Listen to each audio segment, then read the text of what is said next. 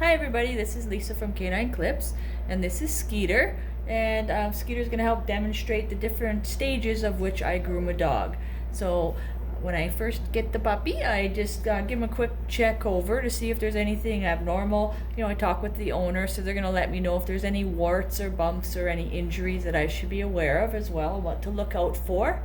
So I do that, and if there's nothing that I need to focus on right away, I just basically start with the face.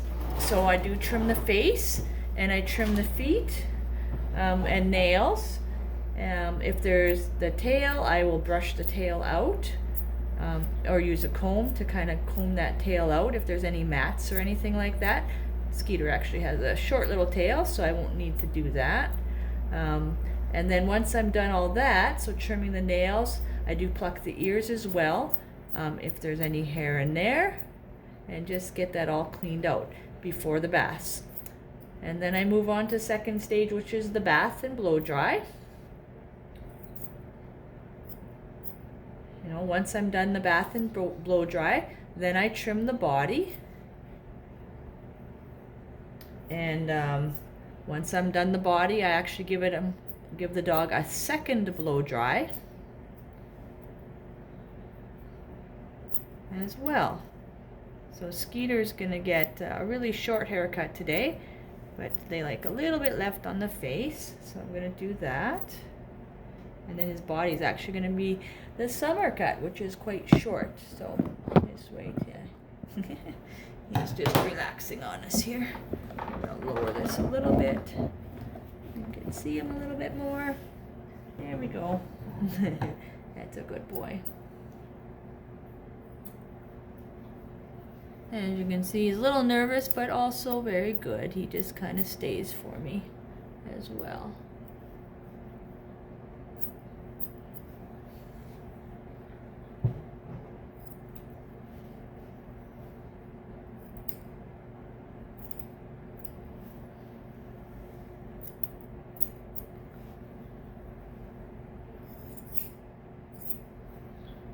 So this is just when the face is damp, sometimes it can be a little bit harder to trim it, just because they generally don't like their face area being blow dried. So that's why I've always kind of trimmed their face up first, because generally that's going to be the harder area to blow dry. So that way I don't have to focus on blow drying it too much, to cause them discomfort, when I already know I've already kind of trimmed up the face for them. So, and there we go. Here, I'm just gonna lower this a little bit more, and I'll lift this up so we can kind of get a better. He's so cute. All right, so we're gonna do his feet, and he likes to lay down, so I'm just gonna let him, because if that's more comfortable for him.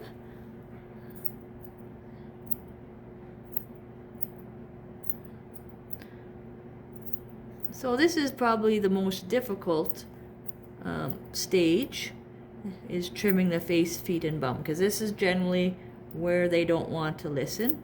It's a little harder to trim in between their pads and get their nails done, because they don't like to stay still generally. But also I've been doing this for 15 years or just over already. So once you become more familiar and confident in what you're doing, the dogs will relax, and they kind of are aware that this process has to get done. So they let you do your thing, and you become more and more efficient as you continue to get more and more experience. So that's the key, is just getting more and more time with dogs, different types of dogs, different types of resistance, and how to hold them and maneuver them around, so that you can do what you need to do, and do it in not so long of a time. All right, so, and he is going to be shaved down to number 10, so I'm not going to worry too much about the fur around the foot, just kind of in between the pads right now, and then the nails.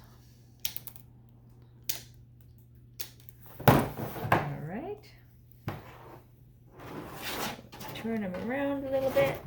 And there's his other foot.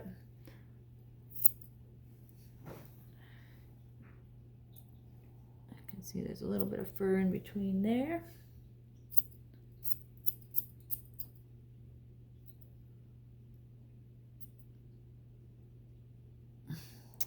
So I've never restrained a dog, even when I first started. I just decided I wasn't going to use them, and I just went from there. So I actually started on my own dog and got more familiar with how to hold him. As you know, your dog is the most going to be the most difficult to groom, because they know you're not there to hurt them. They know they're safe, but they also know what they can get away with, you know, and pull on your heartstrings there. So they may yelp or whine or try to nibble at your hand, you know, which is, you know, you kind of, if they yelp or whatever, you're kind of, oh my goodness, and you kind of let them go, which is what reinforces them to do that again. So they just learn that as, okay, if I resist, eventually they'll let me go.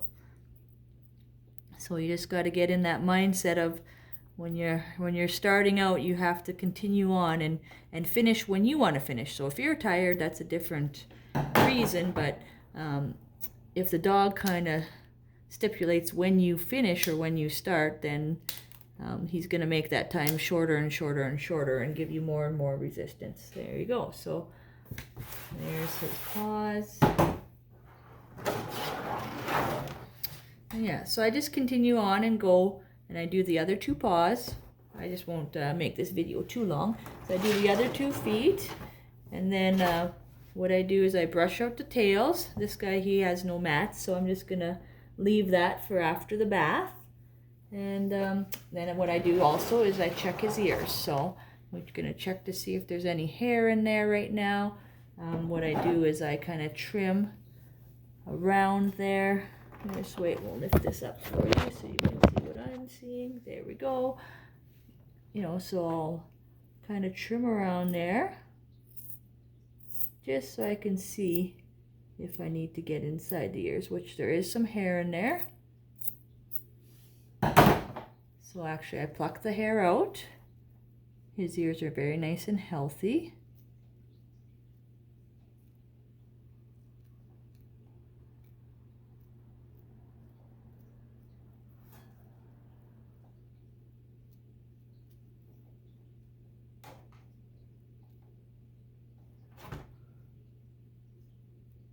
But just a little bit of hair, so we take that out. And just when you're plucking the ears, you're making sure you're not gripping any of those skin flaps in there as well. Here, sorry about that. So I'll just let you see again. I'll do the other ear so you can see me getting in there. All right, so it's nice and clean in there. So I'm just going to twist him around. Oh, he's decided to lay down, so we'll just make sure the camera lines up. All right, so like I said, I do a little bit of a trim in there just to get all the hair that's sticking out so I can get a better view of what I need to do. And whenever you're maneuvering the dog, you never want to apply pressure to their throat. That's very important. So how I'm holding him is just on the bottom of his chin right now, so he's kind of just resting his chin on me right now, but I don't want to put any pressure on the throat to restrict any of his breathing. You know, but it still allows me to kind of move him and hold him up a little bit, and move him if I need to kind of get better access to the ear. And it's really important to keep those ears nice and clean, because it'll just prevent any infections from starting. Sometimes when dogs, they get a cold or whatever, you know, they'll get wax in their ears, and if they have lots of hair in there, that's where it's going to stick. But if, you know, it's not too full in there, the wax will actually just kind of, as they shake their head and shake their ears and then scratch their ears and such and so forth, sometimes you'll see them lick their feet after. That's because they've actually release some of that wax, and that's what they're trying to do, get that wax out of there. So just by keeping their ears free of hair, that actually really helps that. So when they're shaking their ears and stuff, that wax will actually come out. And there we go. All right, so this is the first stage of my grooming process, where I do the face and I do the feet with nails. I trim around the feet and under the pads, and then I trim the nails and around the face and brush out or comb out the tail, and ears if they're long-haired ears. So I'll comb that out before I bath them as well. All right, so I'll be back with stage 2. Thanks for watching. Please subscribe to the channel if you'd like to see more videos on me grooming some dogs as well. All right, appreciate your time.